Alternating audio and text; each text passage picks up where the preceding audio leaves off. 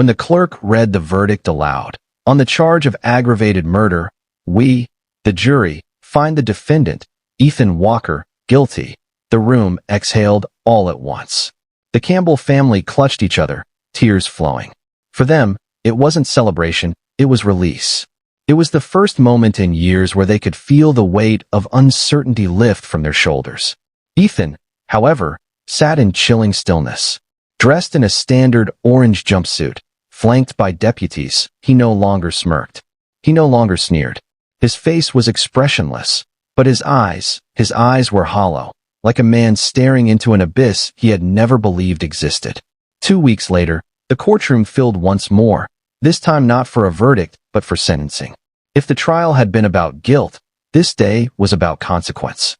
Judge James Harris entered the room with a heavy expression. He had presided over hundreds of cases in his career, but this one had carved itself into his memory. His voice, when he began, was steady and deliberate. He spoke of David Campbell, of the bright future cut short by senseless violence. He spoke of the community, wounded but resilient. And then he turned to Ethan. For weeks, the judge said, his eyes locking on the defendant, you have treated this courtroom with contempt. You have mocked the grieving. You have laughed at evidence of your own cruelty. You treated justice as if it were a game for your amusement. But this is not a game. This is life and death and truth. He paused, letting the silence settle like lead. Your lawyer argued you were the product of a broken home. But I do not believe that to be true. The truth, I believe, came from your own mother.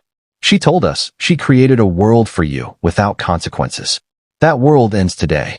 His gavel struck like thunder. For the crime of aggravated murder, this court sentences you, Ethan Walker, to life in prison without the possibility of parole. It was in that moment, when the words "without the possibility of parole" echoed in the room, that Ethan's carefully constructed armor crumbled. The smirk vanished. The calm defiance dissolved. His face slackened with raw terror, his eyes wide with disbelief. For the first time in his life, Ethan Walker was facing a consequence he could not manipulate, evade, or sneer at. He let out a strangled sob, not for David Campbell, not for remorse, but for himself. A sob of selfish terror. Deputies held him firm as he thrashed weakly, his eyes darting as though searching for a door that no longer existed. His mother watched, her face carved from stone. She had given him life, and now she had witnessed its effective end. As the heavy doors closed behind Ethan, sealing him into the fate he had mocked for so long, the courtroom felt